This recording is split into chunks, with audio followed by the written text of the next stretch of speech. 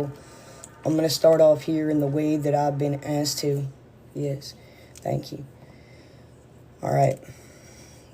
So, I've been asked to specifically activate certain things inside of you because this spark that is being spoken about, or the spark that's moving through the collective movement right now, is all about the divine Sophia.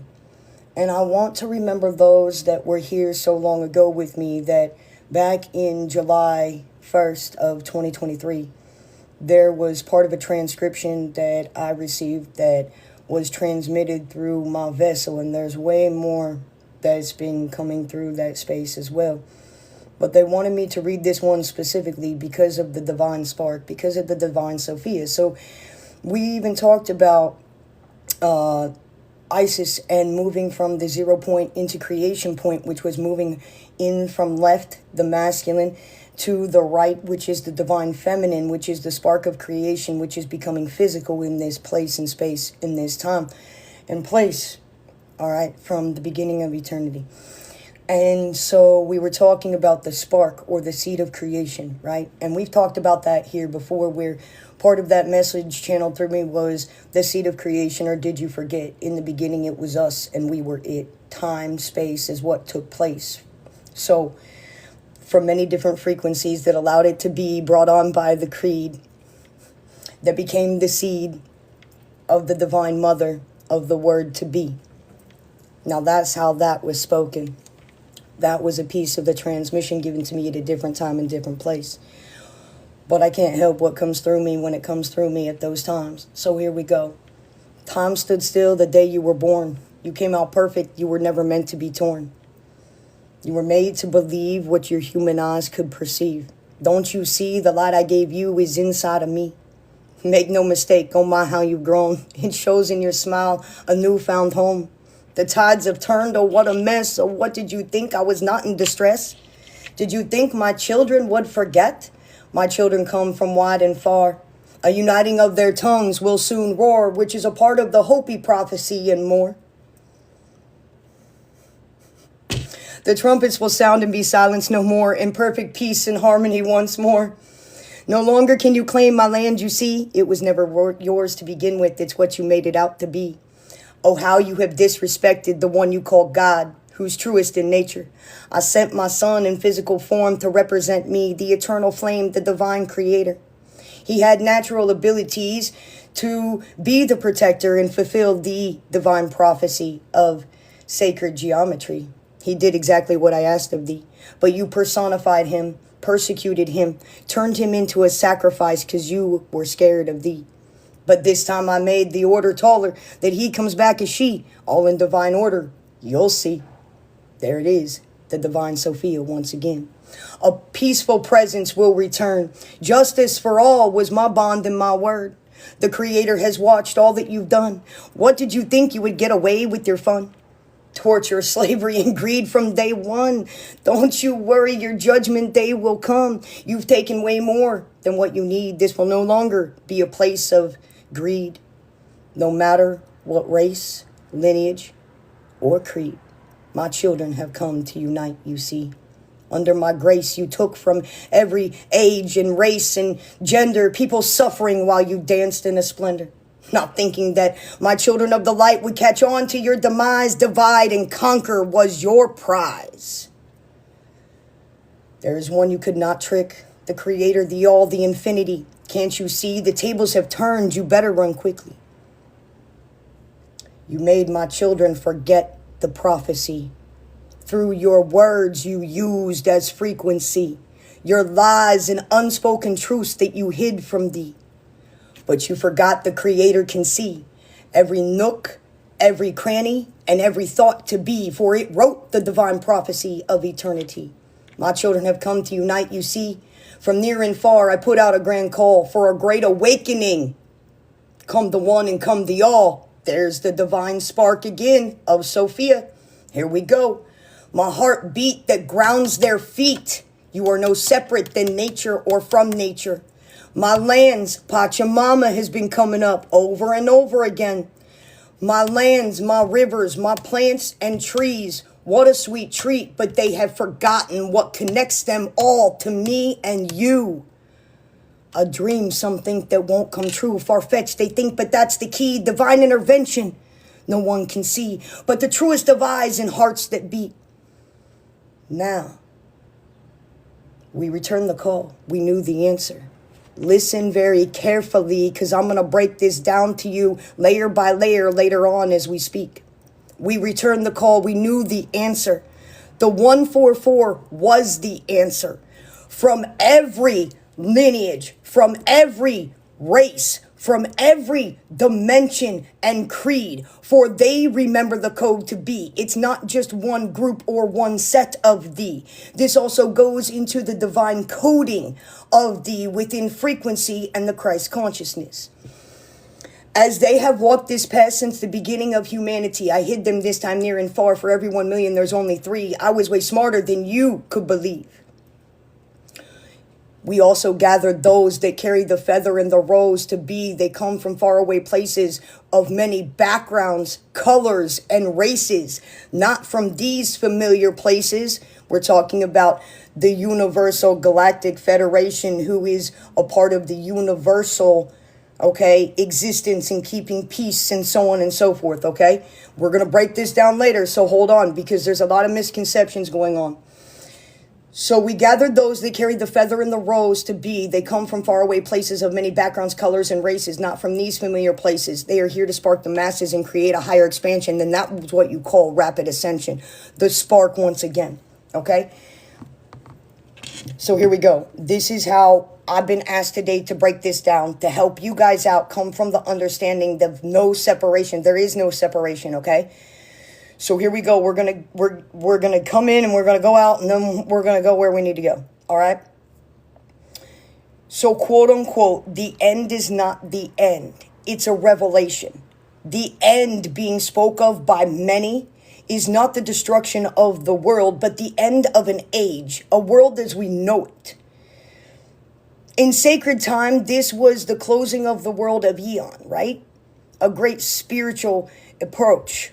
The old system crumbles. War, greed, mental domination, disconnection from nature and spirit itself. A new frequency is being born.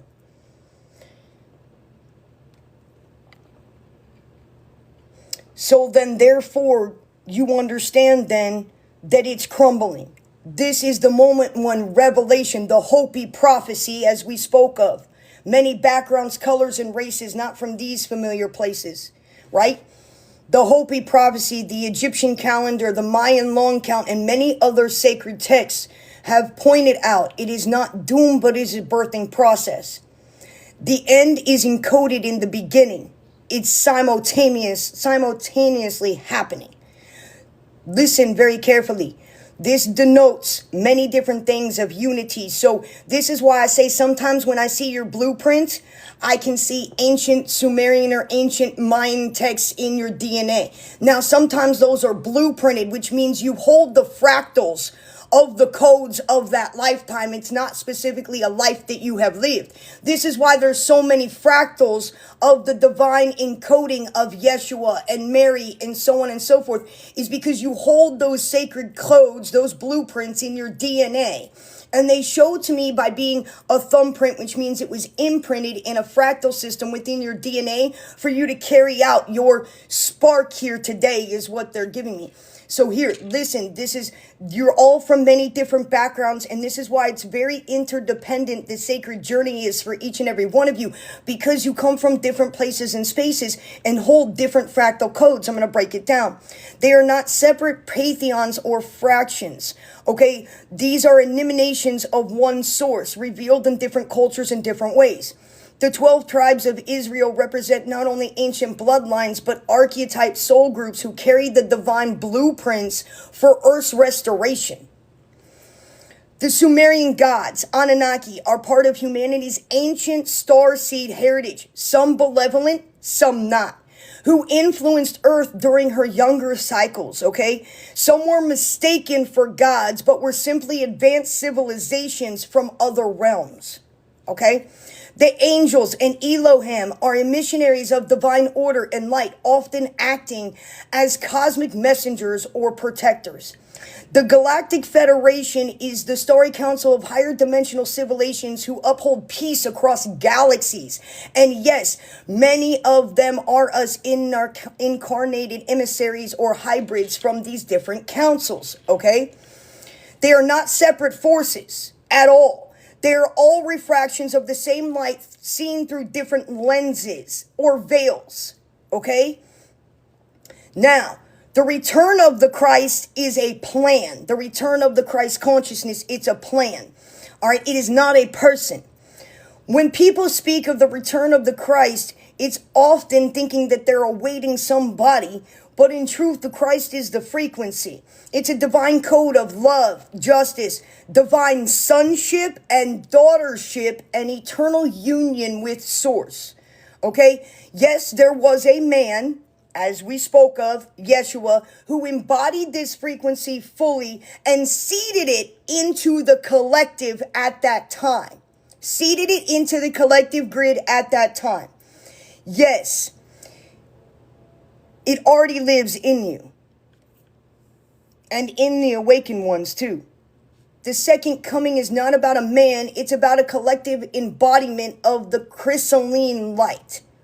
This is what the Galactic Federation, the angelic realms, the divine Sophia are all co-conspiring to activate in the awakened ones through the veil. The light beings are here. They are us too. They are coming. This is the message often misunderstood. It creates some type of separation as if we are waiting on some type of rescue. But truth, we are remembering that we are it. We are them. It was us. We are the starseeds who encoded the missions into our DNA. This is your map in hand. This is your divine blueprint, your contract that you wrote before you came into existence. You were the light beings incarnate, walking through dense veils to awaken the earth from within. This is why the next part of the transmission is inner earth and outer earth that I received back in 2024, after the one in 2023. Yes, some ships are around. Yes, beings are appearing more, but they are not coming to save us. They are witnessing us returning to ourselves. All of these, the Galactic Federation, the Christ's return, the angelic realms, the 12 tribes. Just turn to rainbow for confirmation. If you don't know, you need to know about that light. All of these are languages of the same truth. We are returning to divine alignment. We are remembering our divine origin. We are anchoring heaven into matter, bringing heaven to earth. And we are the ones that we've been waiting for. There is no separation. This is why I say when I read the blueprint within you, I can see some are more cosmic, some are more ancient and Sumerian, some hold blueprints that have walked with Cleopatra and Isis and from the temples themselves. This is why each individual soul's blueprint is very unique to their own journey and their sacred revealing about themselves. I'll break it down to you on every layer. Here we go. Now, I will talk about that in a minute. Inner earth and outer earth are about to merge. This will no longer leave your voice unheard.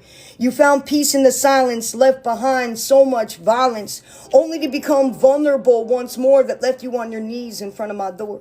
Voices churned as your emotions burned, trying to find peace in the silence once more.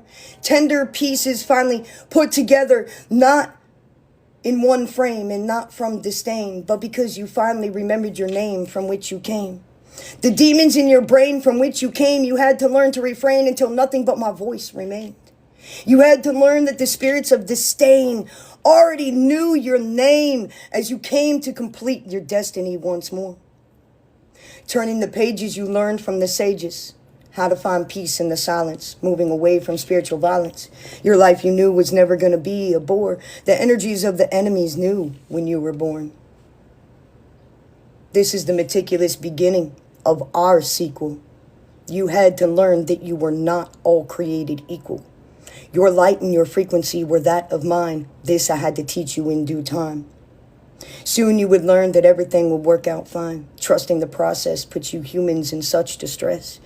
This is not equal, and time is not equal. That is why this is the beginning of our second sequel. You are my people. The spaces in the in-between is where you had to sew up the seams so your light could not be seen. You've come so far from who you are to what you are. This is the most growth I've seen thus far. You had to come back home to me and no longer flee from what was inside of you and me. I am your equal. I created the heavens and the earth and all the planets that reside. Put your differences aside and come alive. Everyone transitions, which is what you call death. But not everybody lives and knows what it's like to give. Give to the one that gave to you. I reside in each and every one of you. The merging of the two, the inner you, the outer you. You call that your higher self, I think, to be true. Inner earth and outer earth, the heavens and the earth will merge once more. This cycle will no longer be born. It was all part of the perfect storm and the process in which you forget. Don't worry, it's nowhere near over yet. There's plenty of time to reflect and process all that you are. And once your knees hit the floor, you'll remember once more. It's true. I created the heavens and the earth with the help of your birth. So they wanted me to help you understand today why so many pieces and parts and things seem as they are broken, but they're coming together. And the point is that there's still separation. There's still I'm a this and I'm a that. And they want you to understand and know that, yes, those pieces and parts are fractals of you, which are important to understand. And you feel more of one thing maybe than another thing inside your vessel. And that's just because there is more of that encodement of that DNA or that lifetime lived. I wouldn't know unless I was able to get into the blueprint and see if I was in an energy with you at that time, in that moment, to say those things to you. But I can tell you that you are remembering these pieces and parts of you, and they are not separate. They are equal because each one of them is part of its own gear. And it's part of the trifecta. It's part of the plan. If one of these wheels was not in place, it wouldn't be able to take place. So remember, on a bigger scale, there's a lot more going on than what you're seeing in between the veils. Okay?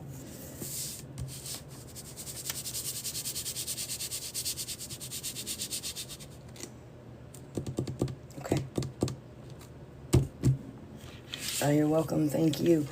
I just want you to understand and know that these are all pieces and parts inside of you that are all coming together. So there's many questions out there of who I am or what I am, and you're all part of the plan in pieces and parts of these in different ways.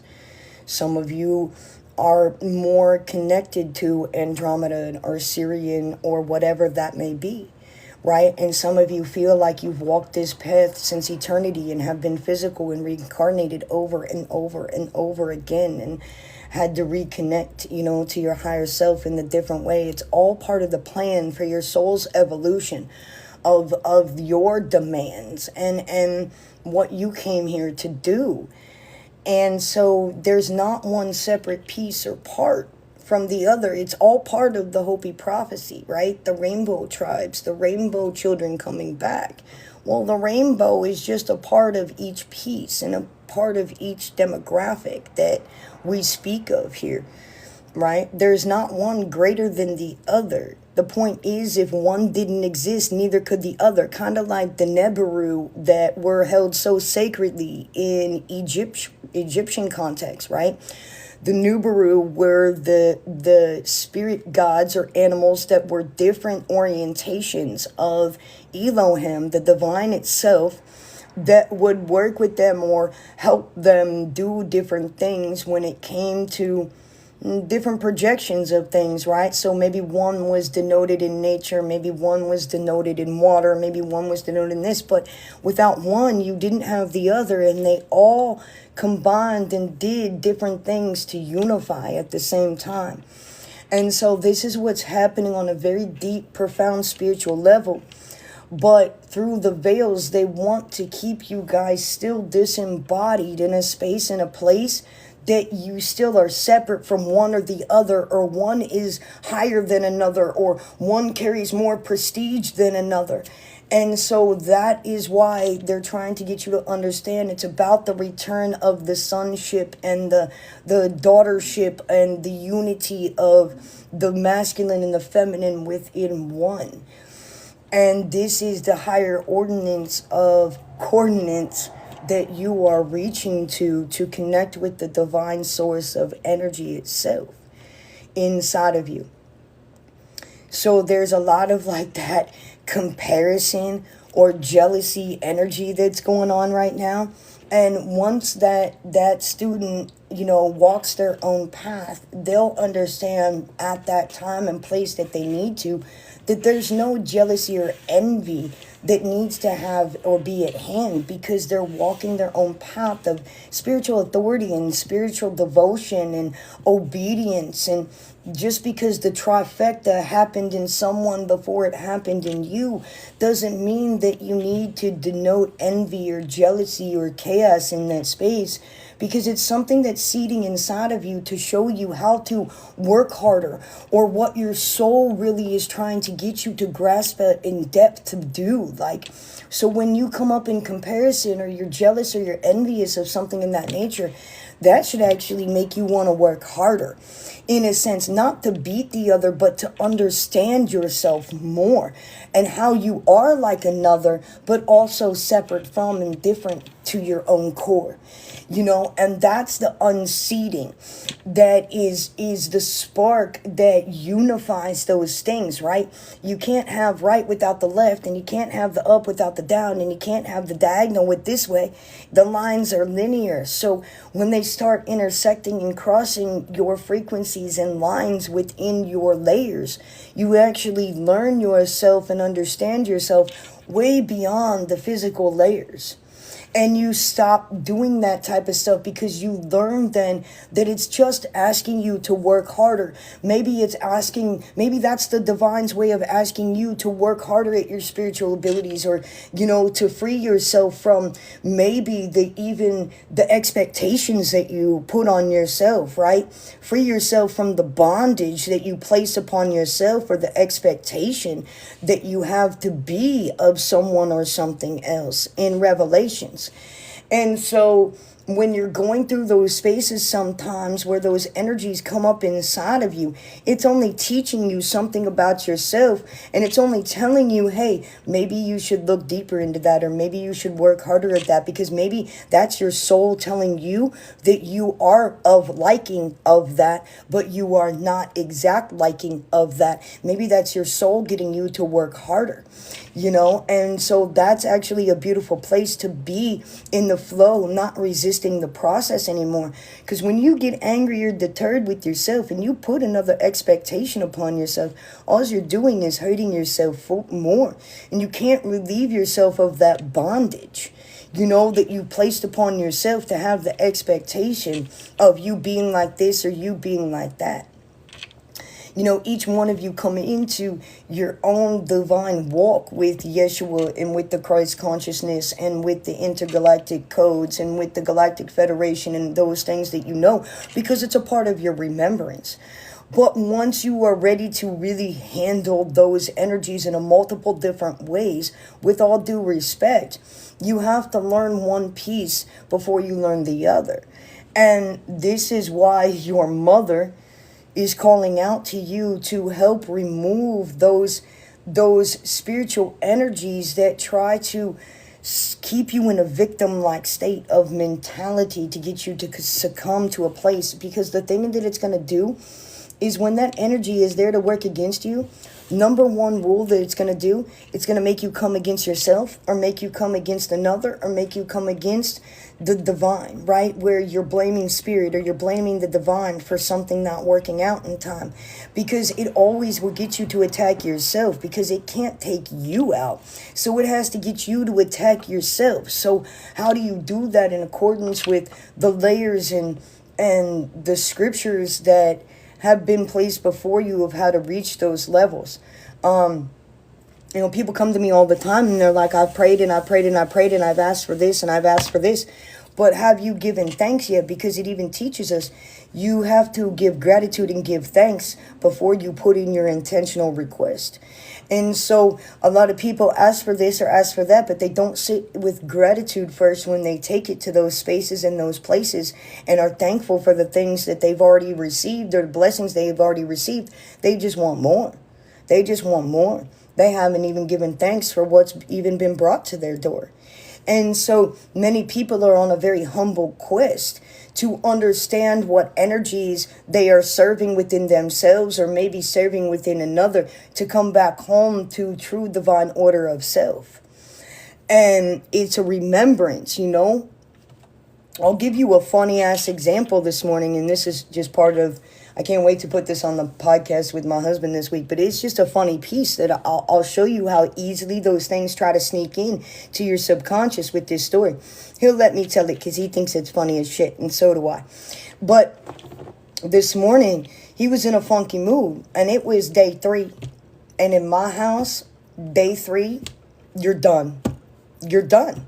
I'm not putting up with the stupid energy anymore. Get yourself out of it, son.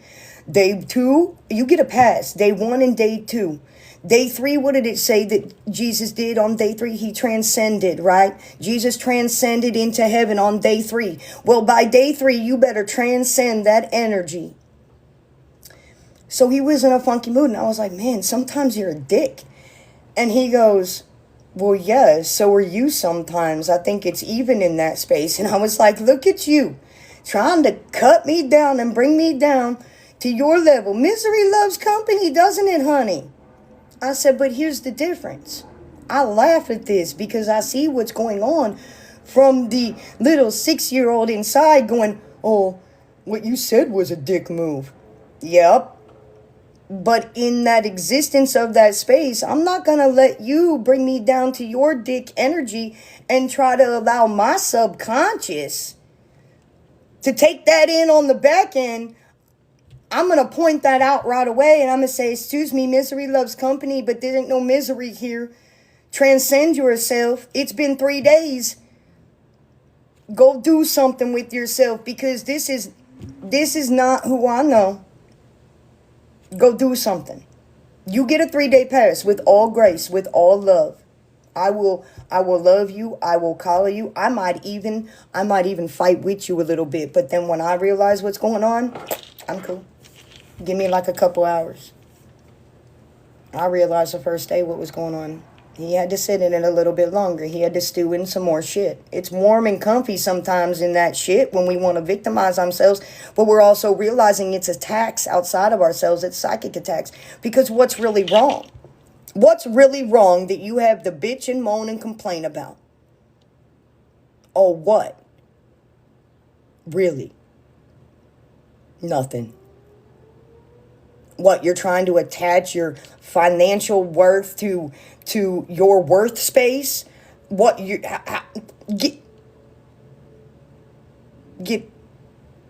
better take yourself outside and go walk around the block and then come back before you walk back into my house. Don't you dare. That's part of the attack. It's attacking the identity. I will not allow that attack to occur, and I will deliver whoever is around me from anything like that, because it's absurd. I will help you get in divine order. I will pray over you. I was praying over him before I even knew what was going on this morning. I just felt like I had to do it. I didn't even know why. And then it all came out. When you are who you are and you see the things on multiple different levels here, There is no, I was asked to read this. I'm going to read this. This is from my Armed and Anointed spiritual class that we've got going on. And big announcement, just to let you guys know, that class is available for you to take with me one-on-one. It's not just in the workshop. It's under ecclesiastic training. And you will get certificate of being trained in Armed and Anointed in spiritual warfare, okay, by Womb of the Ancient Sun. And you can pay literally $90 a week for 4 weeks to sit and get that and absorb that energy. But they're asking me to read this here because it's important. So I will share what they asked me to share here.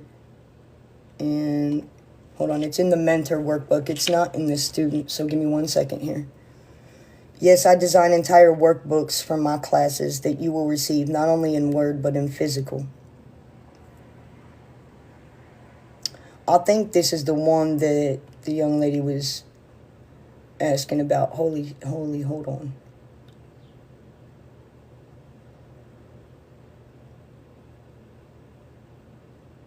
There it is. Okay, here you go. I'm gonna activate this code inside of each and every one of you right now. Now this is an exercise that I do. Like, it's a facilitated exercise that I do in the class, right? So I'm going to have you, if you would like to, join us. And this is part of the spiritual Armed and Anointed warfare class. And you can take that with me on your own time, one-on-one. All right. And all of it will be, it's so empowering, man. That's all I can say. These are things that, like I said, that they had me work on for a long time. And then boom. And then usually I divine on them for about anywhere from weeks to about a month or two before I'm able to actually put them out. So there's a lot of work and a lot of meditation and a lot of divining that goes into these places. These things aren't just slapped together by any means whatsoever. These are true and real ecclesiastic spiritual trainings, okay? This is the sword and the shield of activation. So do me a favor, and if you guys want to screen record this, you're more than welcome to, but I'll put it up on YouTube as well, all right? You can place one hand over your heart. And you can put the other hand lifted however you want, whether you want it up in the air, whether you want it out, you know, like this, all yourself, or whether you want it right here next to you, okay? Doesn't matter. Just put your one hand here and one hand out to absorb the energy of the divine, okay? And all you need to do is really take a deep breath in. And you can't say this. Last night, it was so cute. One of my mentees in this class was like, I wear the helmet of salvation. I was like, what are you, a mouse? Like, what are you trying to do? Run back into the corner? Like, that is not what I have taught you. Like, you are a mama bear protecting its cub right now. Let's go. Where is it? And then finally, the third time, it was said, and it was said with power and intention and truth. So it might take you a couple times to say it, to really feel it, okay? All right. I wear the helmet of salvation. My thoughts are covered. I wear the breastplate of righteousness. My heart is guarded. I carry the shield of faith. My past cannot pierce me. I hold the sword of the Spirit. My words are my weapons. And I stand in the gospel of peace. I cannot be shaken.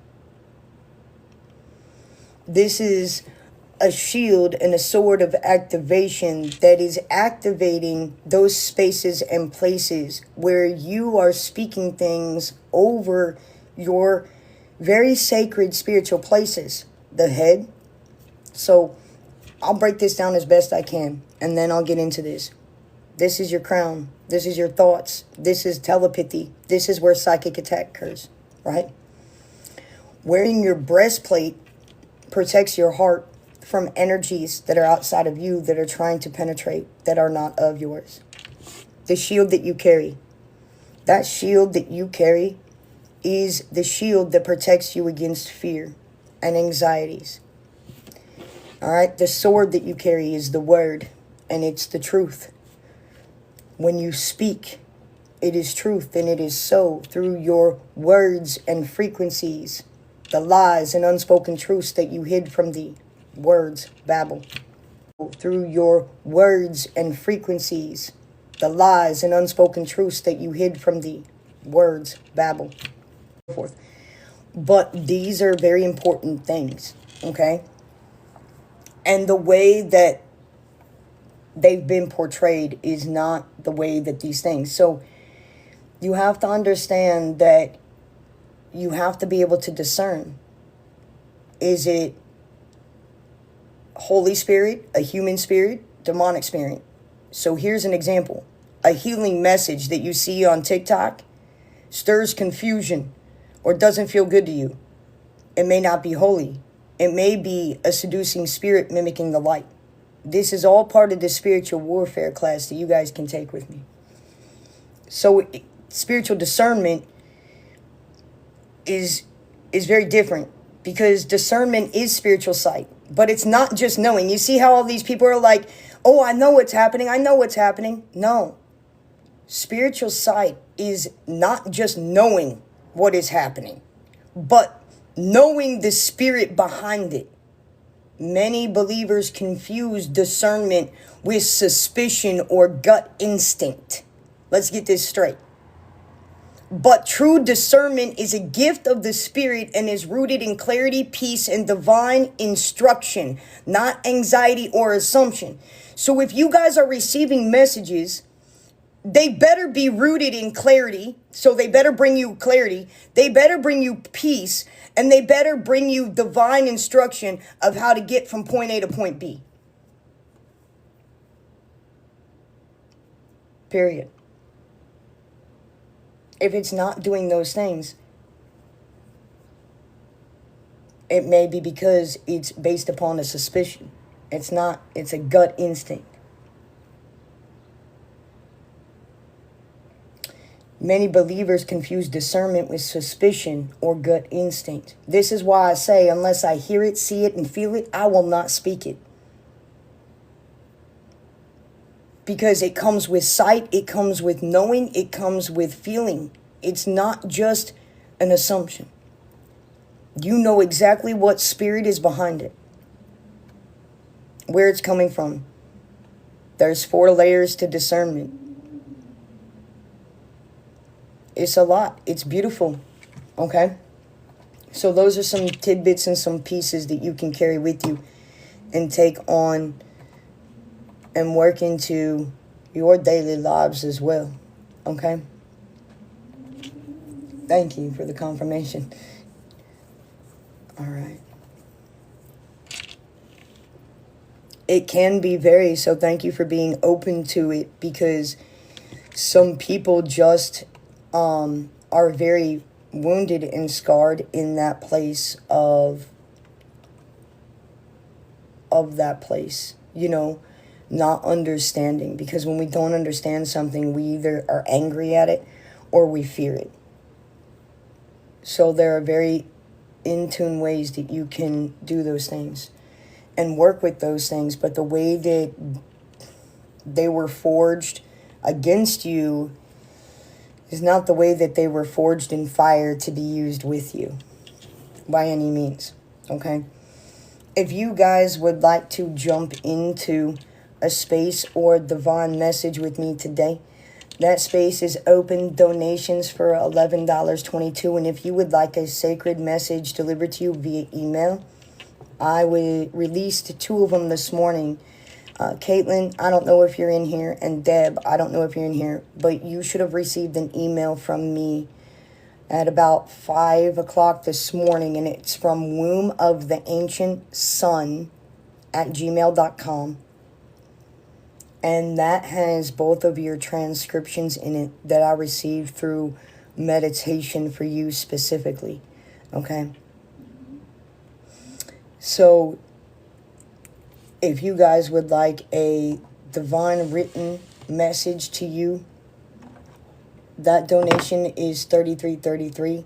And if you would like to jump into a healing or a specific message for yourself today, Receiving donations of $11.22 in that space. If you guys would just like to sow in that space today for anything that you feel enlightened to, you're more than welcome as well. So we do have the sliding scale available on the website if you need help or need mentorship. It's actually through the membership tiers, and those are the sliding scales. And if you have any questions, we see a lot of people that come to this site, they're there. And, if you have any questions, just ask, just reach out, we'll talk right back to you. So if you don't know necessarily what you need or where to be guided at, just ask and reach out as well. That's cool. So, because I have a lot of people asking, about mentorship, and then I have a lot of people asking about different healings and, the sliding scale and how all that works. So, if you guys have any questions, just ask.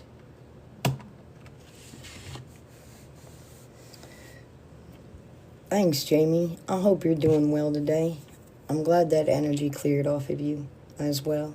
It's a beautiful space to be. Sometimes you're too hard on yourself, lady.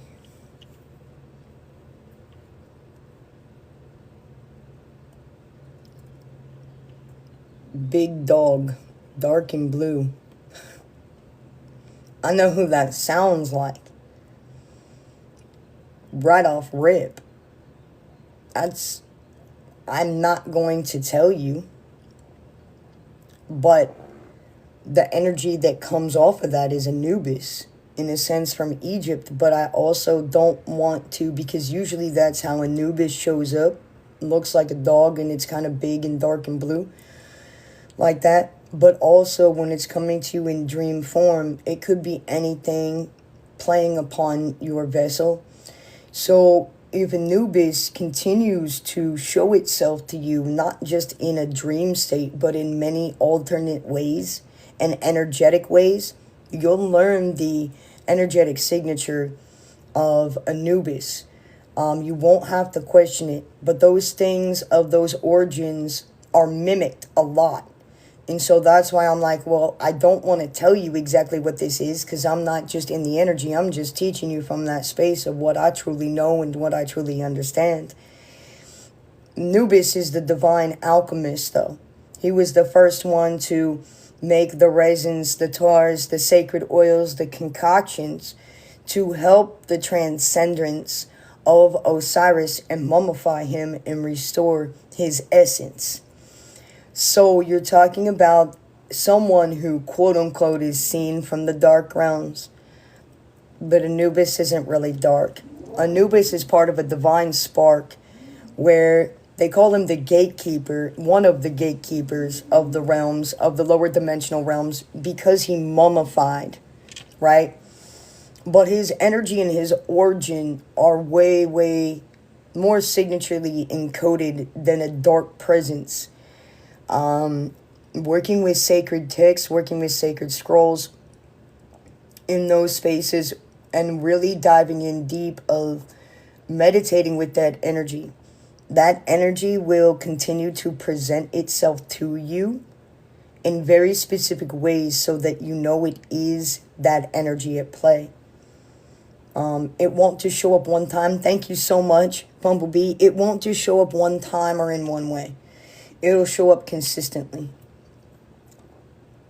And it's an archetypal energy that's trying to teach you and work with you on layers. This could also mean, of course, that you're going through the spiritual death process. So there's multiple different symbolisms along your quest that it could possibly mean. It's like looking up an angel number, and you know how it's like the same angel numbers mean almost the same thing. Like when you look them up, you're like, oh, wait a minute, that's the same that means, and that's the same that.